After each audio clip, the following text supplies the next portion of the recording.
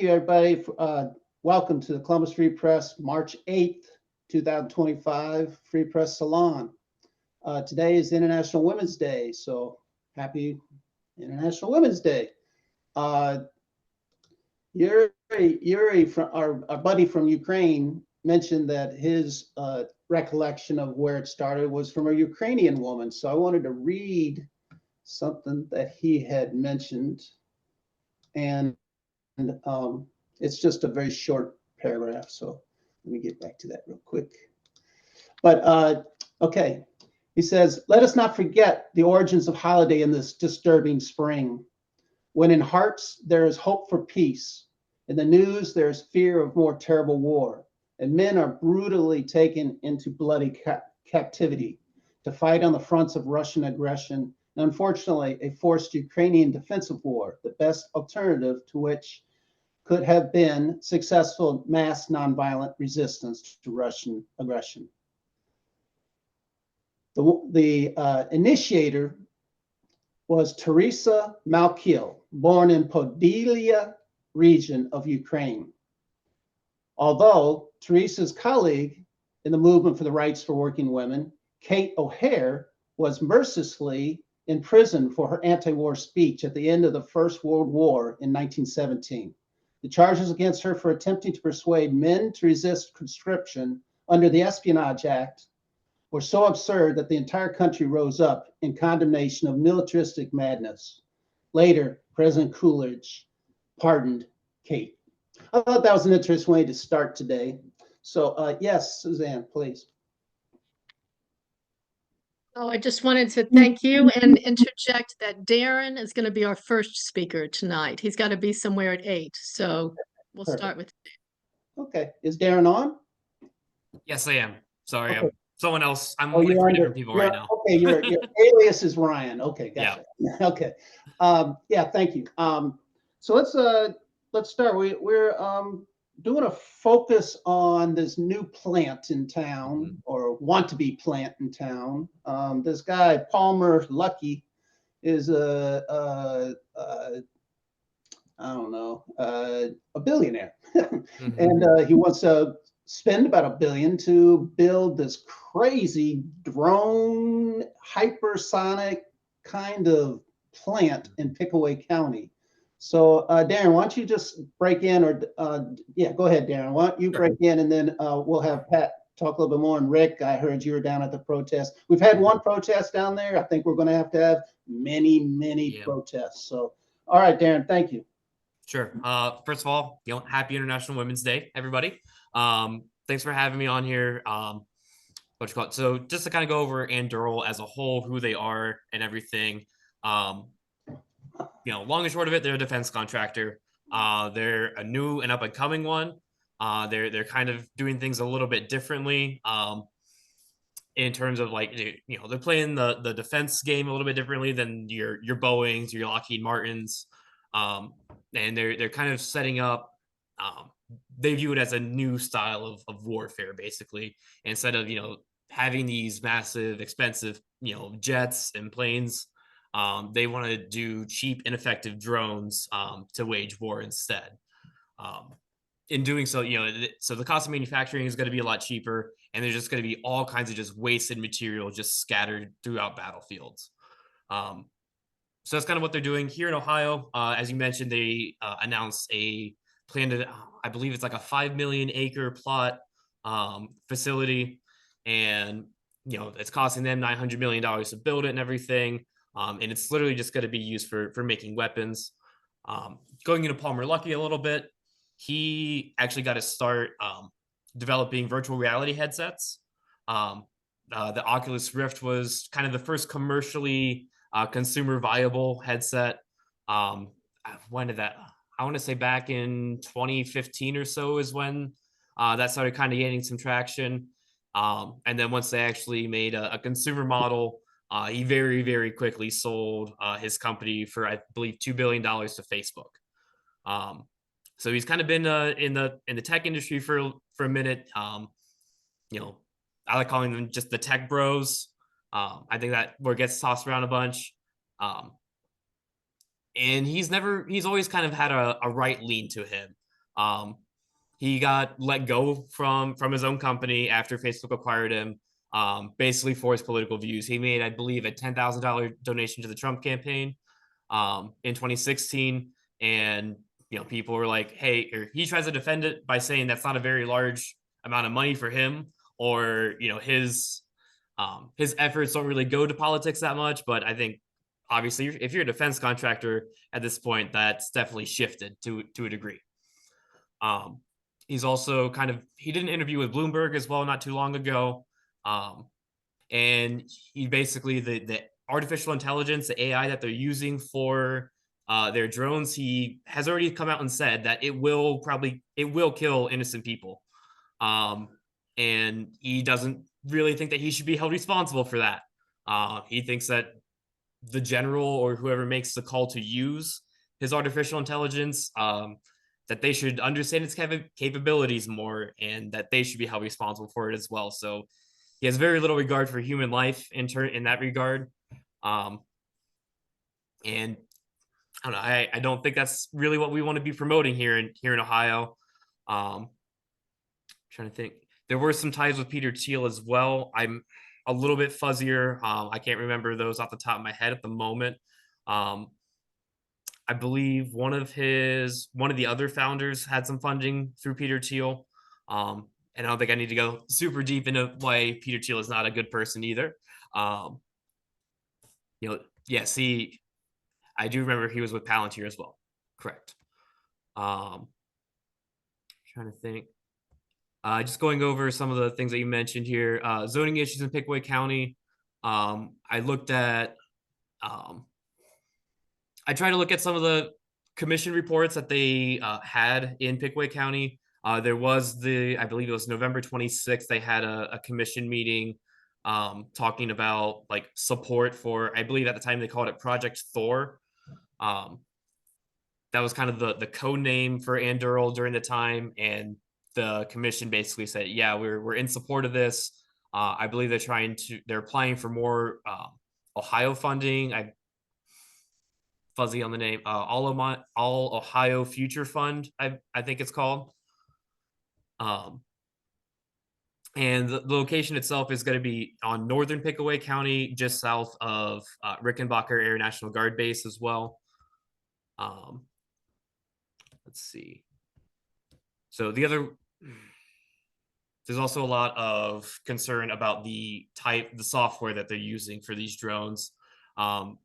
What they really want to do, they're calling it Lattice OS, and they want to basically have these drones map out an area and basically surveil it like 24/7. And I think that we all kind of know whatever weapons get used abroad will eventually get used by our police forces here at home as well. And as far as what you guys have listed here, those are the aspects that I'm most knowledgeable on. So I'd be more than happy to answer any of the questions that folks would have. Want to tell us a little bit about the rally, the protest? Sure. That you worked on? So yeah, I'm a member of Veterans for Peace. I don't think I mentioned that. Chapter 183 here in Central Ohio, got that started up a couple months ago. So as part of that, that's advocating for peace has been, kind of a major focus. So I reached out to a couple of other organizations here in Central Ohio, American Muslims for Palestine, Answer Coalition, Ohio Nuclear Free Network. And basically we got about 24, 25 of us together, right outside of the main gate at Rickenbacker, just to kind of let them know, like, hey, we're not in support of this. One of our members is kind of got some tips from members on the base that there was talks of moving their gate to an alternate gate and opening up an auxiliary one because we were there. So they definitely, had us. They definitely heard us to a degree. Thanks, Darrin. Mm-hmm. Any other questions? Michael, you said you had a question at the very beginning. I know it was sort of confusing at the first. I don't know if you're available at this point. Rick as well was there, part of the. It's fantastic that we got Veterans for Peace finally organized in Columbus, Ohio. I've been hoping and excited about it, but we've been working for about 30 years trying to talk to. We could get one veteran working and we get another veteran working, but then to get them together, it was like never happening. But now it is, so it's great. And you guys are growing like crazy out here. A lot of young vets, and I'm meeting veterans all the time and telling them join. So I'm hoping they're coming. Any questions about what Darrin just told us?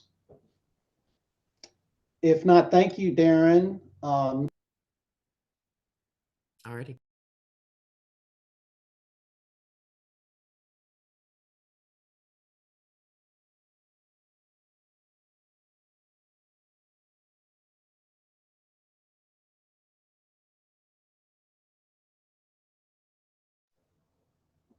Okay. Hey, Mark. Yeah. Okay. Oh, I know. I was just waiting.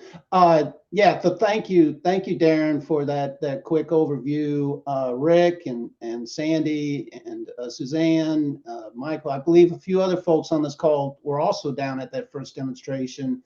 What do we have plans for another one at anytime soon, or are we sort of waiting and see? Should we go to Pickaway County Commission meetings? And since you mentioned that was one of their points, where are some of the target points that we could actually address some of those concerns? Anybody, Darrin? But since you got to leave, Yeah. why don't you give some of your thinking? Personally, I think so. A large portion of it is down in Pickaway County. I got a card from one of the planning folks over at City of Columbus.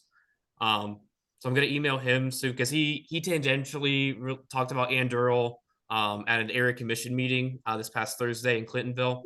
I'm kind of gonna see, because it seems like the City of Columbus, its only stake in the game is providing sewer lines, providing water, electricity, providing those types of infrastructure to Anduril if once they get that facility built.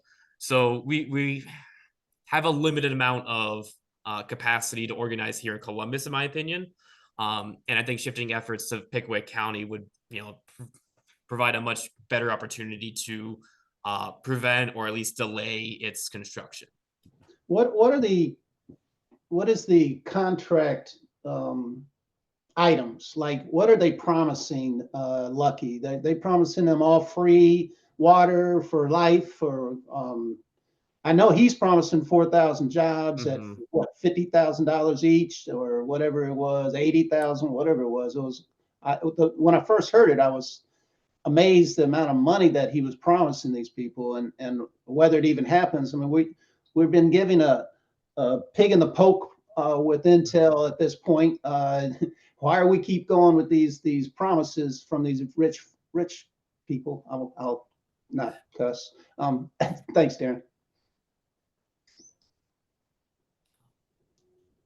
Darrin, do you have any? Yeah, sorry, I was going back to what we were talking about. Think. So if I recall correctly, the City of Columbus gets a certain percentage of the income tax that those jobs would be creating, and that's how they're kind of funding, providing the infrastructure there. So that's how Columbus is getting it. It's not like we're giving it to them for free, but we're definitely providing them with a much needed supportive infrastructure. And yeah, as far as how we go to Pickaway County, I think, talking to some of the citizens there, and seeing what they've been doing, seeing how, if they really want their name on weapons that are going to kill people, like that's the long and short of it. That's what they're there for. To see if they're really okay with that. Wow. Yeah, the whole idea of hypersonic non-staffed, well, not staffed, they will be staffed from the floor, but not driven up in the sky. It takes me back to the Top Gun movie that I just saw last night again, where they were warning that the pilots are obsolete and it'll be all these new fast. I mean, but he was going at 10.3 Mach, and I don't know how fast these things are supposed to go, but the initial product that's coming out is not even the best stuff that he has to offer yet. It's the smaller stuff, and he's promising to bring the 2 other lines of development that are even more destructive and more deadly. Can you speak to that that incremental growth that they're promising, and whether yeah. Also, if I could real quick, I see John was asking if they're going to be flying the drones near Rickenbacker. The location was very, their Anduril CEO has said before that he purposely picked this location, because Rickenbacker has a strip of, runway. That's what the word I'm thinking of. Has a runway there that they can use test flights for. It is near, I believe Springfield also has an airfield that they can transport to. And then it's very close to Wright-Patterson Air Force Base as well. So all 3 of those things are kind of the big ones. They're like, this is an ideal location for it. So we have a lot of leverage in that regard as well, in terms of asking, not that we necessarily want this to be built, but that's why they wanted it there. Mm-hmm. Thank you. Rick, I saw you unmute for a short time. Did you have something to say real quick? Make sure yeah, there you go. Now you just muted yourself again. You unmuted, then you muted. Okay. These tax abatement job promises rarely produce the jobs or the monetary value for employees that they say they do. And I don't know if Derek mentioned they're getting $452 million from the state, and then there's another $70 million that kicked in for improvements in infrastructure. I think that's from the state. Darrin thought it might be from the city. Maybe I thought that was from the state. But anyhow, no matter who it's from, even if they did produce those jobs, I don't want the defense contractor there. We spend too much on defense now anyway. But I just wanted to say that this 4,000 jobs. I can't say for sure, of course, but I would say that we'd be lucky if they even had 2,000. Yeah. Yeah. So promises are never kept when they on these big projects, and we need to stay on top of that agenda as part of the anti-death and destruction that this represents for us. So I am interested in, if we can, make sure that Free Press stays on top of this issue. And please, Darrin, please keep us going, and Rick and anybody else that's involved with that initial phase. And if we need to go to Pickaway to show up a little bit, Circleville's not that far away. And it's a nice little city. And we could rock their world a little bit and sort of maybe show a little tension there if you're down there. So how did you feel the action went on that day? It looked like there was a nice show, and as you said, you had some impact on the base or the airfield air station down there now.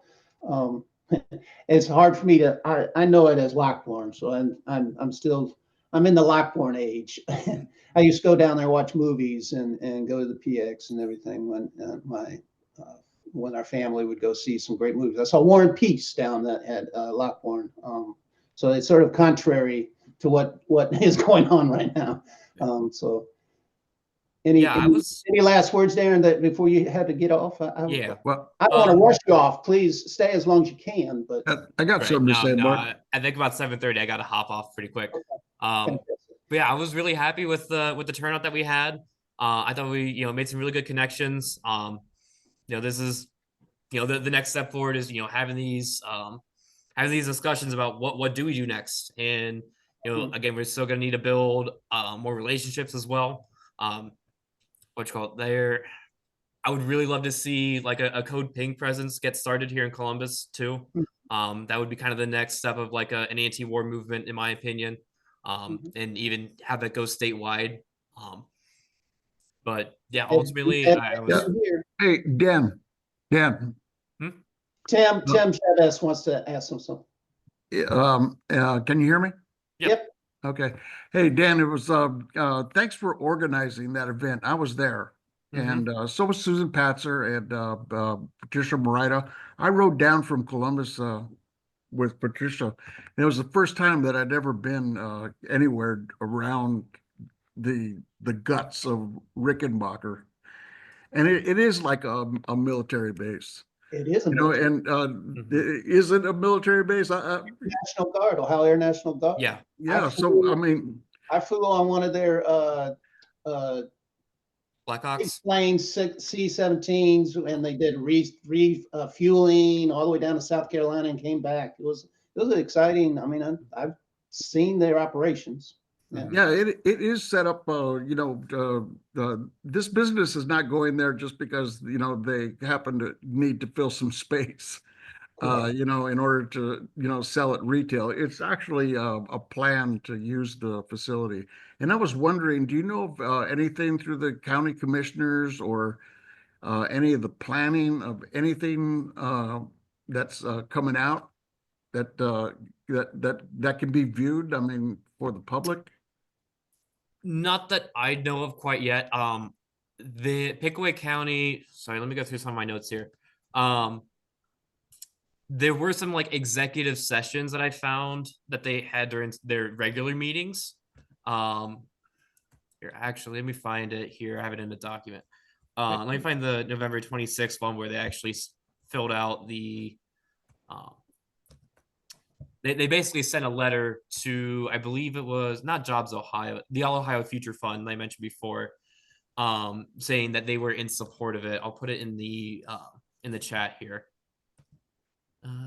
Oops. What I'm curious is, what did they receive? Just a document, or was there an actual plan that was laid out? So I think that they were meeting. They call them executive sessions. And in them, the meeting minutes are not recorded and they're not reported to the public. And I think that's another really big aspect that we can look at is like, hey, these are all backroom deals that are going on here. The public had no say in whether or not this facility got approved or not. I'm trying to remember. I think it's this one. Yeah, it Sorry, took I me said back a little bit when Channel 10 announced it as a great job creation opportunity, and they had no criticism of it, no investigativeness to it at all. No, there's been zero media pushback from a lot of those organizations. There was one, they interviewed a couple Pickaway County commissioners, and the I think it was an ABC or NBC host is like, Palmer Luckey, what a great guy, like right to this commissioner's face, and like, yeah, there's zero pushback. They want it to happen because all they see is just the money, and they're not thinking about what's going to be on the other end of those weapons. Mm-hmm. Yeah. But it was a good gathering there. You mentioned Code Pink, but we also had Answer was there. Mm-hmm. And I forget her name shamefully. And there was also Veterans for Peace. Yep. Is that right? And there was Move to Amend was there. Yep. And Free Press, of course. Bob and Petrakis and Suzanne Patzer were there. And it was a good start. So I wish I could remember all the speakers, but it was a really good event. It was a start of awareness. Hey, does anybody know this is going to happen here? Yeah. And a lot of it got tied up to with I remember Patricia talked about it, is a lot of it's tied up with Piketon too, they believe. As far as like the uranium enrichment facility, they're beginning to kick in again. And well, not necessarily, but it's possible. Was that again? It's not necessarily, but it's possible. But it's possible that they could have do something there. It's possible. Right. I believe facilities like that work that way, just like, the possibility of having this facility there at Rickenbacker. So, yeah, I really appreciate you organizing that. That was a good event. Yeah. Thank you. And we were out there in nowhere. I mean, Yeah, it's actually I don't know if I mentioned so as a veteran, I was with the Ohio Army National Guard, and Rickenbacker was the place that I drove at every month. So I'm Mhm. very intimately familiar with that location. Yeah. Great. The air show is coming back and it's going to be there. So Mhm. that's another thing that's coming up this year. We haven't had it for I think 20 years, but yeah, so they are really putting that emphasis on military contracting and Mhm. development and kill kind of stuff, that we do need to step in and say, wait up, there's some other ways of doing this, Mhm. there's other ways, So I Ready. don't know, Darren, thanks. You said 7:30, you had a hard Yep, I stop. gotta hop off. Thank you Yeah, guys for having thank me. you. Thank you, sir. And Appreciate it. yeah, thanks for stepping in. Jason, for everybody, Jason was supposed to be with us, but he had a medical condition that had to, so Darren was great stepping in and was able to share what he knows. So Pat, thank you for all the work you did. Can you share a little bit about what you've been into? You had a very good event last week down at the State House. Did you leave some of the brine down there to give the people what they expect? Well, that was the Buckeye Environmental Network, and they did an excellent job also. They had Justin Noble come in to speak there, and he wrote the book called Petroleum 238, which was about how fracking in Ohio brings up radioactive waste. In other words, uranium 238 is what is coming up from this fracking waste. And then Dr. Yurii Gobi, who has done a lot of analysis of the of the waste that came from Austin Masters, for instance, in eastern Ohio, where they had some fracking equipment, whatever, and all these places where these people work, their clothing is highly radioactive in their boots in the mud and so forth. So he talked about that. There were a couple of legislators that were there, and so that was of course, people from the Buckeye Environmental Network spoke, so it was really very good and quite successful. And I also can say a little bit, if you have time, about Anduril at Rickenbacker. Please. Yeah, And I do you want were to there, thank please. I do want to thank Darren, an excellent organizer. And as you say, we are, it's very concerning that Jason Sally had a cardiac event and so couldn't be on tonight. So I'm hoping that in the future you'll be able to have him back because he is the real expert on this. He got us started with the Ohio Nuclear Free Network. We've been involved with him, and he first outed, even before they made the Anduril announcement, he had a whistleblower that gave him some information about what was going on down there. And then, so immediately the next day they made the announcement, and we understand it was scheduled for inauguration day for whatever reason. But anyway, it was January 16th. He announced that this was happening, and indeed, just stopping when you run out of time for me to talk because I hate this place. No, please consider yourself invited to share as much as you can, Pat, because you are centered to this whole thing.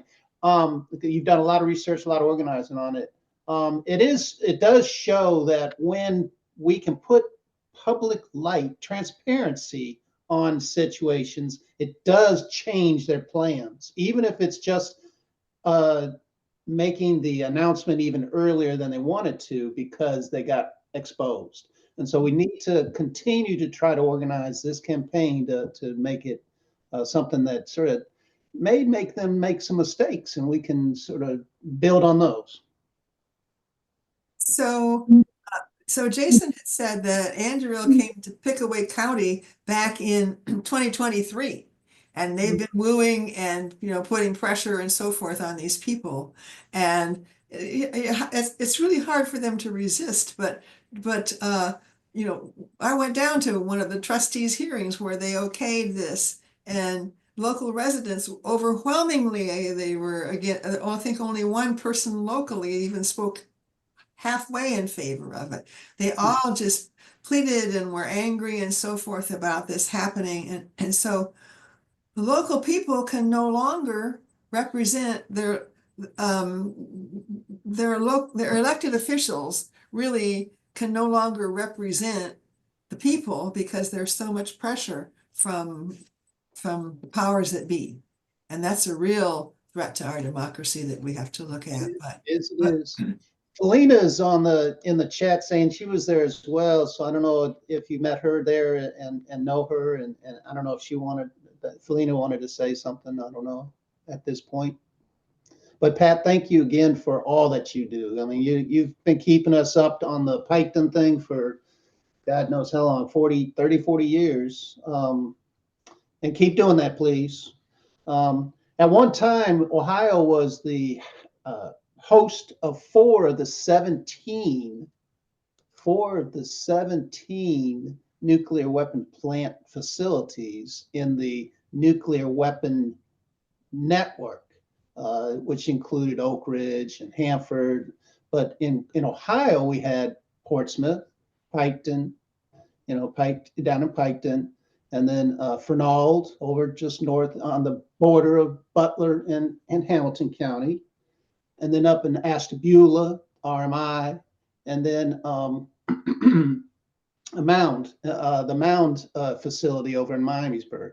And we were successfully able to convert those, except for Portsmouth. Portsmouth was shut for a while, but then, Senator Glenn got dosed when he went down there, and that just shocked everybody. And so,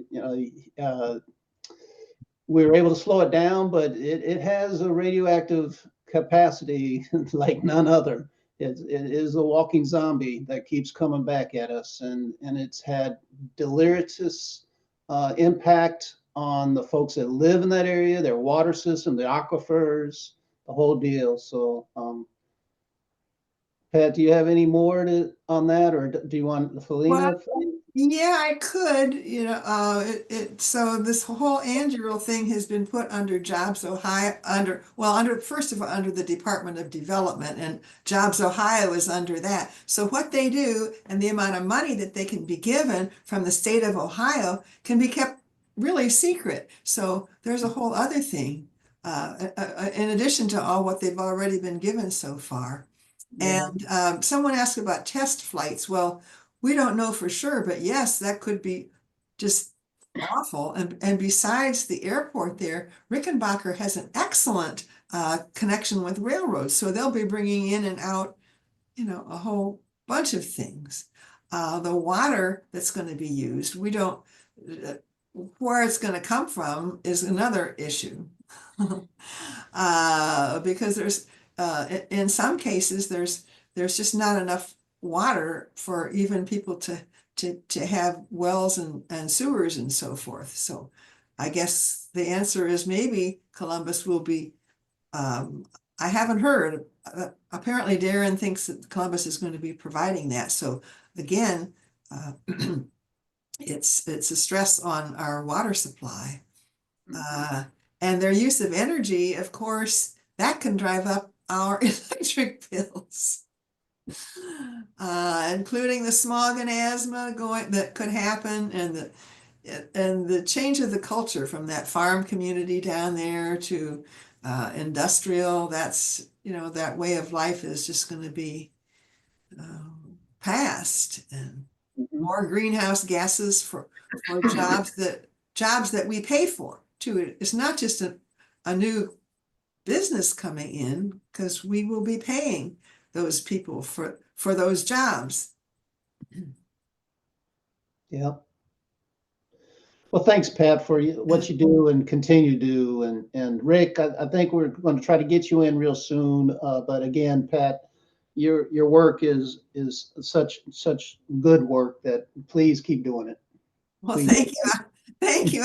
I'm trying to get the energy to do it at my age, 39, Yeah, you are 39. You're almost Yes. getting that 40. I know. Rick, do you want to open up with a little bit what you'd like to speak about, Veterans for Peace, or whatever you want to speak about? Well, I mean, I just want to say, Darrin has been a godsend to us because he's smart, he's an effective organizer, and he's also tech savvy. So he did a great job. And then Pat Morita, she really gave a good speech about how the water, and like she just mentioned, and other things, that how this is all going to be affected. So this was really a good thing. But I sort of wanted to look at this from a little bit of a different angle. I agree with everything they said, but just if I just want to read something here, it just take a couple minutes. I don't want to take very long at all. But Eisenhower said, every gun that is made, every warship launched, every rocket fired signifies, in the final sense, a theft from those who hunger and are not fed, those who are cold and not clothed. The world in arms is not spending money alone. It is spending the sweat of its labors, the genius of its scientists, the hope of its children. The cost of one modern heavy bomber is this: a modern brick school in more than 30 cities. It is 2 electric power plants, each serving a town of 60,000 in population. It is 2 fine, fully equipped hospitals. And then it goes on and on. So and there's another study done by University of Chicago, which is not known for some kind of left-wing stuff. And their study said that infrastructure improvements and investments promote economic development far more than military. So military basically takes away from economic development. And actually, their study even says that all this military is actually bad for the military, because if you take so much away from the actual government of a country, aside from the military, that weakens the economic stature of the country over a long period of time, as you can see what's happened in this country, and that actually makes them less able to afford the military investment unless it's done through a deficit spending, which what we're seeing. And well, of course, and then one last sentence I want to say, because I don't want to take very long. I think the getting rid of Acorn has helped. I know this doesn't sound like it fits, but I think getting rid of Acorn has helped get this country so that they swallow these things about all these defense contractors, because they had this guy named, what was his name? James O'Keefe. You remember him? He was a right-wing activist, that he manufactured evidence against Acorn. And Acorn used to be an organization you could go to. They could tell you about how we're getting ripped off by tax abatements, and we're getting ripped off by this and that, all by the corporate state. And they went out, and that was during McCain, when he was going against Obama, and McCain and the Democrats in Congress, they got scared because they thought this evidence might be real. It turned out it was all manufactured, it was all fake by this James O'Keefe. But they got rid of this Acorn, and they was an effective organization that helped get the word out about how we're getting ripped off about a lot of this stuff. So we still have the Economic Policy Institute, but Acorn, under false pretenses, was gotten rid of. And I'm just saying, I'm not saying that is letting all this go on as far as this military expenditures that we can't afford and don't need, but I'm just saying that every one of these activist organizations is effective, they get rid of, that helps undermine the effort in the long run. And that's all I got to say. Thank you. And Stephen just dropped in the name of the guy, Wade Rathke. So if you want to do more research on that whole thing, Wade Rathke is there. Why don't we take a few minutes? I think we have a few announcements that people are wanting to make, and then we can get back to some discussion if you'd like. Thanks again for all the folks that's jumped on with this one. We quickly adjusted how we were going to do this today, and I think it worked out well. So Cynthia, please share your words of wisdom, please.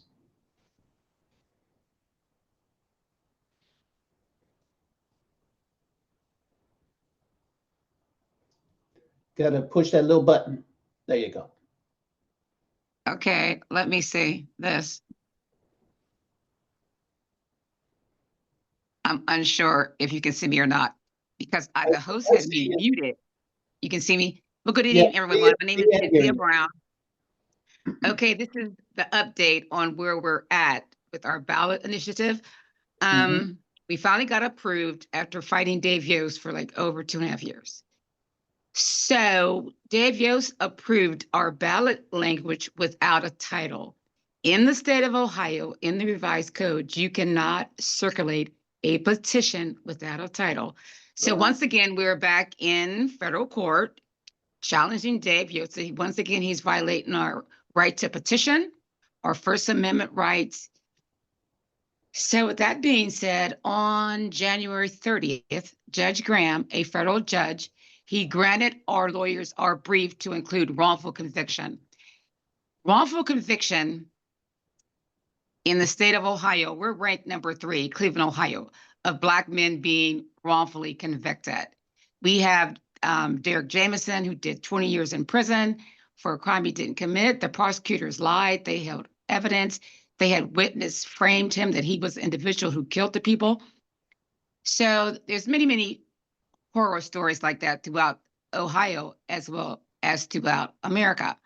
So we are circulating our wrongful conviction petition, and please feel free to physically sign it. We're doing all counties. We like to submit this to Dave Yost's office by next week, by March the 12th. I will keep you guys updated as our case, proceeds in federal court against Dave Yost again. So with that being said, that's it. Any questions? So So Cynthia, petition- is there a petition circulating at this time or not quite? Yeah, we are circulating the wrongful conviction at this time. Just I believe the I did. Yeah, just the wrongful conviction, because we cannot circulate the other one to collect our 400 plus, let's say, signatures until we have a title. right. So we're on hold again. So once again, Dave Yost in the Republican Party are trying to sabotage us again, because even I heard from a Republican that their own polling shows them losing at 59%. Ask yourself, why would he be afraid of this committee? If he thought he could defeat us, he would, I'm going to put on the ballot and let the voters, vote on this very important issue. But not so. He's still trying to block us that every way he can. Yeah, when they do that, it's a good topic. So stay on it. Sorry you have to deal with that, and as soon as the petition's available, I'd like to sign it as soon as I But can. you know what? We're very persistent. We stay on point. But you can also sign the wrongful conviction petition if you want. I think I know I sent Suzanne the petition, didn't I? I don't know if I got it on email. Did you send it as an email attachment? I did it. Yeah, as an email attachment. Okay. Yeah. And when do you have to have those done by? We like to have them done by March 13th, no later. Oh, yikes. Okay, that's coming up. We've been all over, the state of Ohio, especially in red districts, because on our committee, one of the girls on our committee, she's a very patriot, and they agree because of the probate trap, because so often their parents are, being probated. They're not allowed to see their parents. They're losing all the money. They're selling their homes. It's just a long list of fraud against, that they're being committed. Thank you. So it's not a left-right issue, a Democrat, Republican. This is a human issue that everybody should care about, because as we all know, it's unconstitutional. It's nowhere in the United States Constitution. So we're going to keep on until we win. But I can drop it off by your house tomorrow, Suzanne, if you like. And you can just sign, you and Bob or a few other people, because we're about 1,500, so we're going to submit them. Good. Great. Yeah, we'll be around tomorrow. Okay, I'll drop it off in the afternoon. Very good. So Mary Jane has a quick announcement about all the falterall over the green product that the State House has some concerns about for some reason.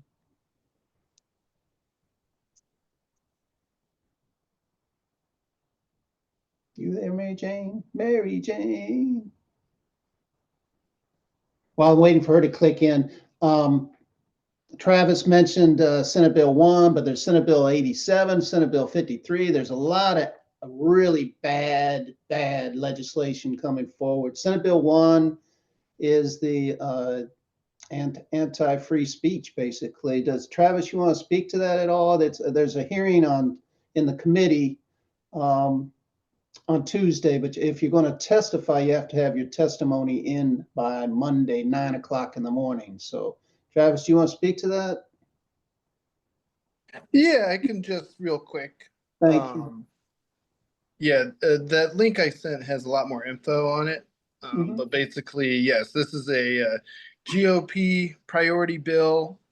It basically, I'm not going to share my video.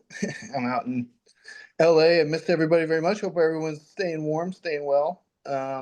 You guys sent that California love to us a little bit. No. Yes, well, it turns out I'm just down the street from our old friend Harvey, so he and I are going to try to link up eventually. But Very nice. but I'll be submitting written testimony, obviously, because I can't make it in person. But yeah, 9 a.m. on Tuesday. This is the big anti-DEI, anti-striking, anti-union higher education bill that came from the Ohio Senate on the last General Assembly.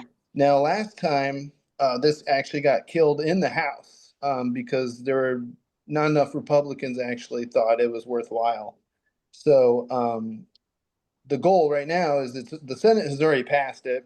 It's SB1, so it's high priority for them. But now it's going to the House, and since that's where we stopped it last time, we're hoping to do it again. So if you want to submit written testimony, do it by 9 a.m. I've put that link in there that has all the instructions. Although I think this crew is pretty well versed at going to the State House and testifying. But 9 a.m. on Monday to submit your forms, and then if you want to show up in person, whether to testify or just show force, show unity, that would be 9 a.m. Tuesday at the State House. So check that link, and if you want to help keep up the good fight, you can submit everything there. Yeah, this bill, which is in the House now, as Travis was saying, it did pass the Senate already, and now it's a House committee, Workforce and Higher Education Committee.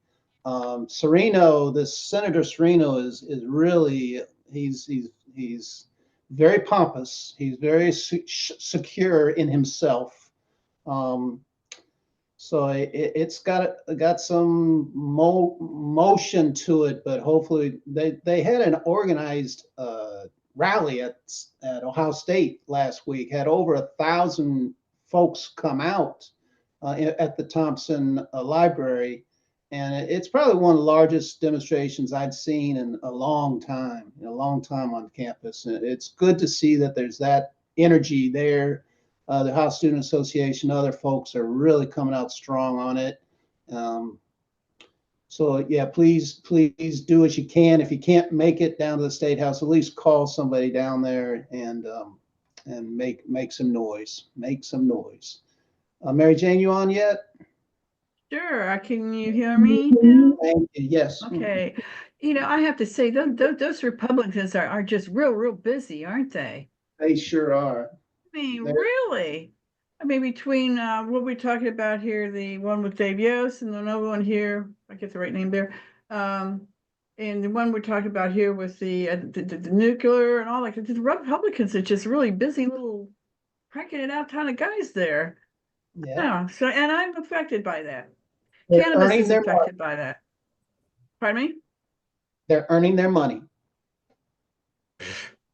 Yeah, they're lining their pockets, and I would kind of put it that way. the cannabis people are facing the same thing.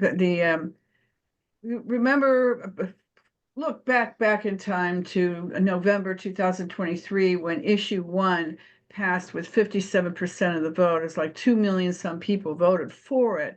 So right after that, it went into effect 30 days later, went into effect, and right away the Republicans started chopping at it, but they couldn't get consensus. The Republicans in the Senate could not get a consensus with the House, so it kind of died. So in the meantime, what we have here in Ohio is issue 2, the functioning issue 2, without any changes to it, that is already probably accrued, I don't know, probably at least more than $100 million for the state of Ohio. I think that shows a bit of a success. I would suggest, well, that's not good enough, I guess, because now the Republicans are having to hack at it. And I'm going to debate, there's a lot of different angles on this to debate, like the THC potency or the number of plants that can be grown. But the one thing I think is just that fundamentally the most important thing in there, and I think this is something that you all need, we as a collectively need to make sure that does not happen. And that's applying new criminal charges to possession and things like that. I think that part of what we were doing, and go back in time a little bit here, in 2016, we passed what was called HB 523, so that we could basically take the patients, the sick, dying, and disabled, off the battlefield of the drug war and not put them under arrest and prosecution anymore. Well, that worked. I mean, I think that's really the whole ball game that we were trying to play, at least I was trying to play. And it's nice to have the benefit of more easily accessible cannabis with that, but get the patients off the battlefield. There's 2 bills, well, that's actually 3 bills at the State House. There's SB 56 that's already been passed by the Senate, SB 160, which the Speaker of the House just posted, and is kind of their version of the Senate bill, which the Senate bill is pretty bad. So trying to prove on the Senate. And then there's another, I can't remember the bill number at the moment, but it's for intoxicating hemp products. And the one that I'm focusing on right now is SB 56, because that's the one, the most recent one anyway, that's passed the Senate and probably poses the greatest danger of going into effect. It has a clause in it. I'm not an attorney. I'd love to have an attorney evaluate those clauses and tell me that I'm correct, but I think I am. There's A to E, which is 5 different clauses that apply mandatory minimum sentencing to, let's say, for example, you have a vape pen, you're sitting in the backseat of a car, and you have a vape pen, cop sees you get busted for it. You do an automatic, I think it's a minimum of 3 days, if not probably 6 to 10 days in jail. Mandatory minimum sentencing. If you guys know what that is, this is the boogeyman from at least 10, 15 years ago, where all the sentences were basically say, you're going to serve this, we don't care about anything, it can't be reviewed by a judge, et cetera, et cetera. I thought mandatory minimum sentencing had gone by the wayside, but they put it in these bills that I'm talking about, mentioning here. So rather than worry about whether it's 90% THC or 70% THC, I am worried about the police coming in and busting patients. The people who might have cannabis in the backseat of a car like that are probably sick, dying, disabled people who are trying to take care of themselves after they've been someplace, they've been, I don't know, just walking around someplace. I could give some examples like that. And they're the ones that are most likely to get busted. And I think that, is the jail system able to accommodate somebody in a wheelchair or quadriplegic, something like that, who loses cannabis? And there's the ones that are going to get caught. And I think that's just horrible. So that's my little mission right now. And you probably saw it in an article, my most recent article. I think Bob and Suzanne posted it last week. I'm tempted to do another article, but it's kind of waiting to see how this rolls out. I'm trying to see what HB 160 was going to try to fix some of that, make it a little bit more liberal, make it a little bit, okay, well, we'll have a little bit more plants we can grow, things like that, which I'm not disputing. I think the more plants, the better. Yeah.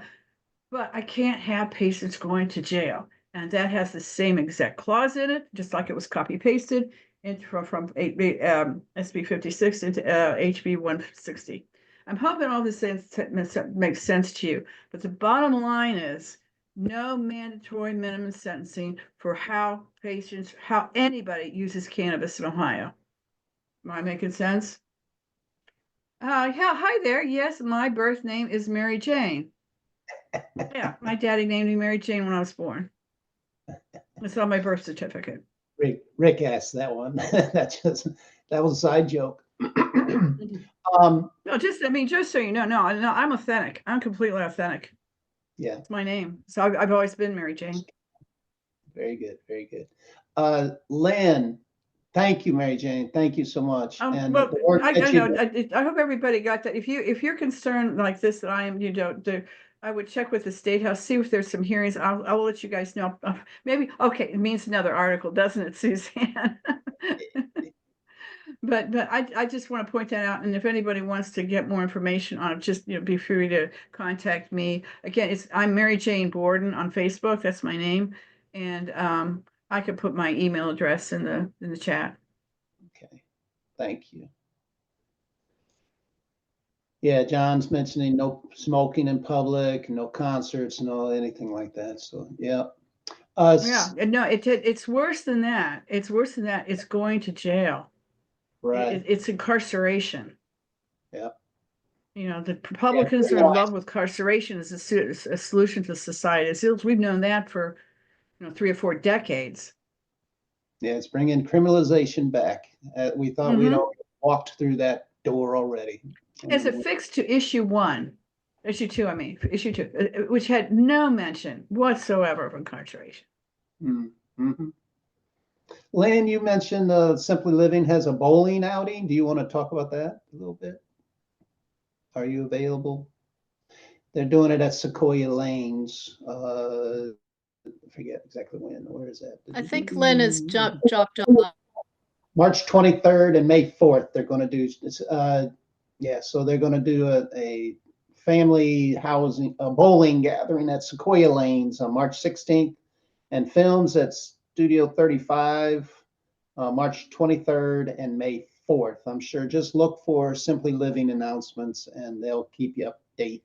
If you're not on their list, please do. They're doing some great work, and they do co-sponsor our salon. So thank you, Simply Living, for everything you do. Pat wanted to talk about Senate Bill 2. Yeah, a lot of what it's a big energy bill and it's huge and it keeps morphing over time greatly. One of the things they originally had in it was good about taking out the subsidies for coal that were passed under House Bill 6, the one that Larry Householder went to jail for. But I'm not too familiar with all of that, but I do want to say that this reinforces what the state has already done in making nuclear power as green and natural gas also as green. It kind of makes meaningless anything of the word green, but they also, in this bill, they say that nuclear power is renewable. And so I just wanted to let everybody know, if you ever hear this, that there is a real definition for renewable energy, and that is that once the infrastructure is built, the fuel is free. In other words, that is going to cost consumers a lot less, generally speaking, when the fuel for your energy source is free. So that would include things like wind and solar and hydropower and geothermal and tidal. And so we need to make sure our legislators understand that part for sure. And then they also are saying that coal is clean. And I just have written down this, that I'm going to say if I can go in and testify next Tuesday. So coal can't be made clean by, first of all, failed attempts to capture greenhouse gas as the coal burns, because it's only clean when they have this carbon capture and storage. Otherwise, can't be made clean. The second one is building expensive new pipes, and these pipes can go for hundreds of miles to transport this carbon dioxide, this waste, all the way along, probably leaking. The third one is then attempting to inject the carbon dioxide underground, where how long is it going to stay underground is not stable. And even if it stays stable, there are so many ways that it can leak out.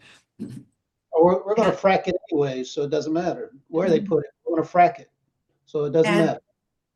And then, not to mention, animals and people can be suffocated by undetectable links, and it doesn't take a whole lot of percentage of carbon dioxide to suffocate a person. So, so this happened in Sartoria, Michigan. I guess it's Satartia, Michigan, Mississippi, back in 2020. Yeah. So anyway, keep a watch on Senate Bill 2. Senate Bill 2, and then more. This is a big year because this is the biennial budget that Ohio State House does, and so HB 96 is the big budget that the governor introduced, and now the House is dealing with it. So if you have any ideas on how Ohio should be spending their money, I've been going down. That's probably why I got sick. That toxic space that they have down there. I got sick this past week, so I went down there 3 times that last week, and I think that's what got me. too much bad breath on me down there. But Senate Bill 87 is another one that's really bringing some ire to what Rick mentioned about Trump doing arresting illegal protesters. This Senate Bill 87 is trying to redefine what anti-Semitism is, and makes people that are labeled as being anti-Semitic, and that includes anyone that's talking negatively about the policies of the state of Israel, which is very weird concept. It really is liquefying the true definition of what anti-Semitism is. But 87 is coming up as well. We need to be looking at that as well as Senate Bill 53. So those are some really horrendous bills that are coming forward, and we hopefully can show out real strong against those attitudes. We also I wanted to, anybody that's been going to the Tesla protests and you want to speak about those every Saturday at 4, I think, 4:30, they're doing it out at the Tesla Easton dealership. It's growing each week. So, about 300 folks are out there doing that thing. Anybody been out there? Try to make it one of the Saturdays. It's just getting bigger and bigger. It's sort of Progressives Ohio or Indivisible, I think, is who started it. But everybody's coming out, and then all these other protests that are coming out of this marketing company, I call it, but it's a marketer that started this 50-51 actions resist OHIO actions. I've gone to 2-3 of them now, and they're getting bigger as well, bringing out a lot of anger to the State House, and even Lady Liberty showed up last time. So, and she was like very upset. So I think we need to join Lady Liberty and do her thing. Okay. I remember Pat doing Lady Liberty at one point way back when. That was a fun event that we did. That was what, 40 years, probably 40 years ago, probably. That was Steinlager beer. We were advertising Steinlager beer because it was from New Zealand, where New Zealand was anti-nuclear. And so instead of carrying the torch, I carried a quart bottle of Steinlager beer in the air. Very good, very good.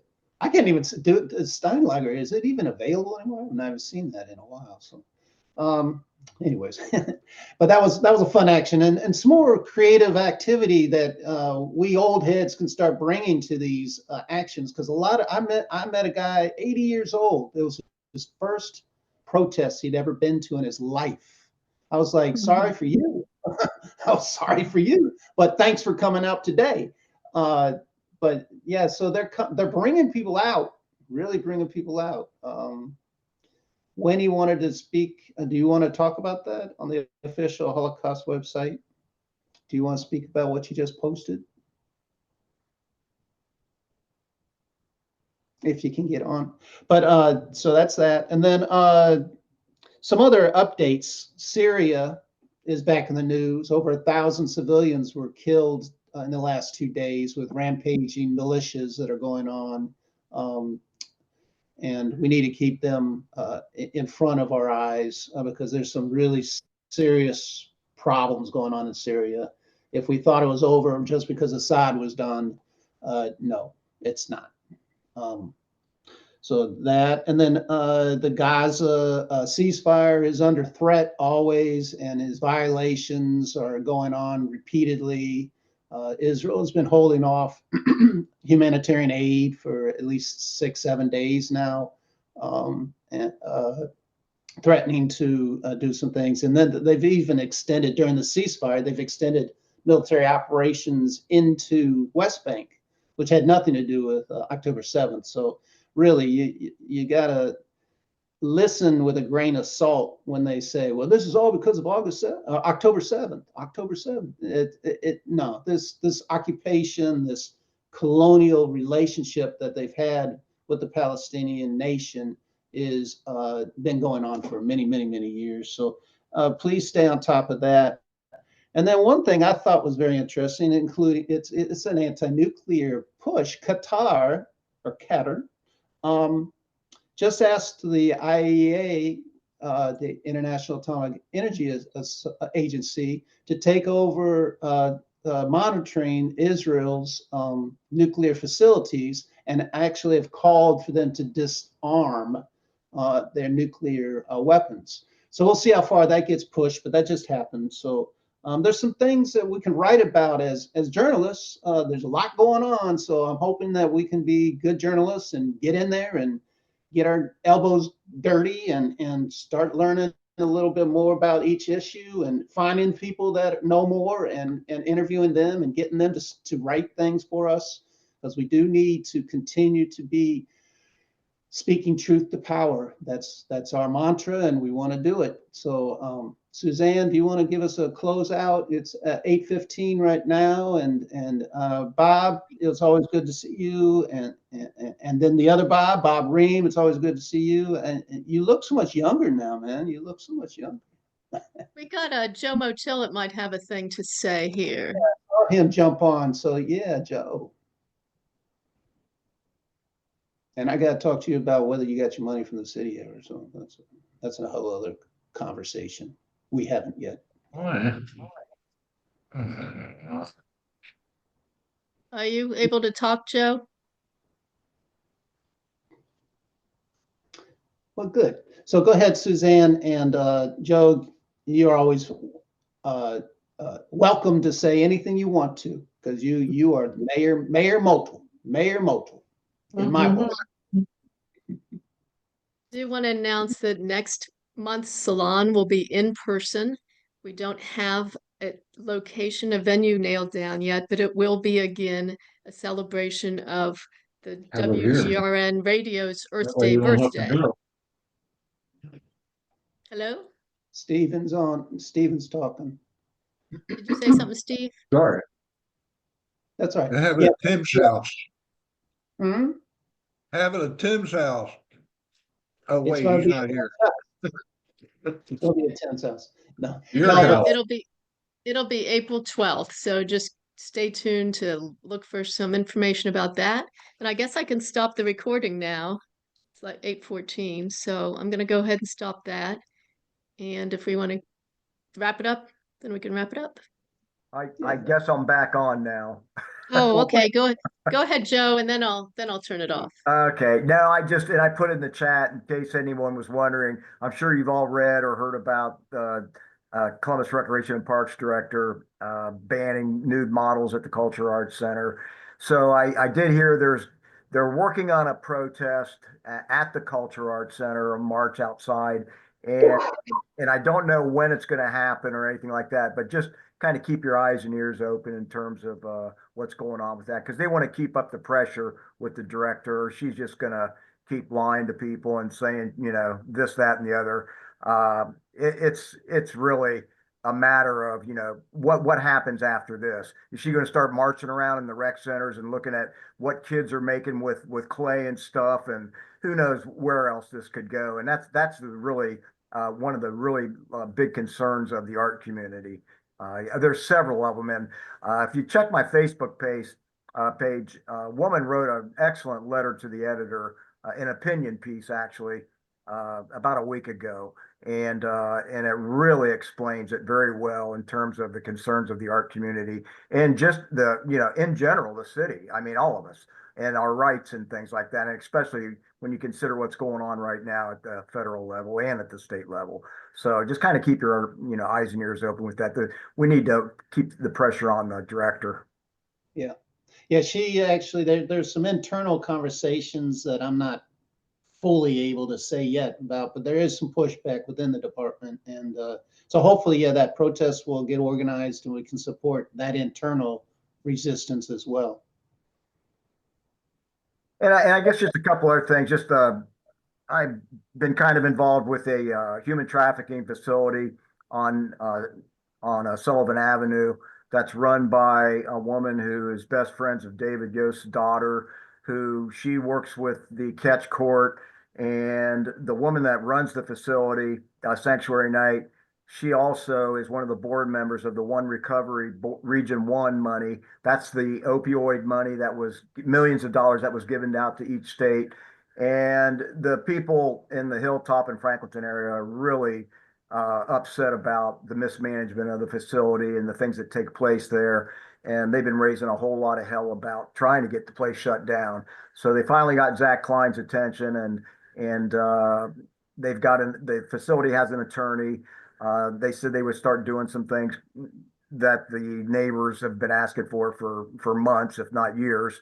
But that's something else that just that's going on that I hope people are just want to make you aware of. Thanks. Yeah, I have our pastor is a part of that whole thing too. That's one of her ministries. So I don't know if that's the one you're talking about, but let's talk offline on that one. All right, thank you. Because she does catch court and sanctuary, the whole deal. She works with the gathering and some other folks. So, all right. I don't think she's the person you're speaking about, but she should be able to. I'm going to ask her tomorrow. What's going on? Innocently. All right. Well, thanks, Joe. Mayor, you always keep us up on date on everything and keep us going. Thanks. Well, Suzanne, do you want to hit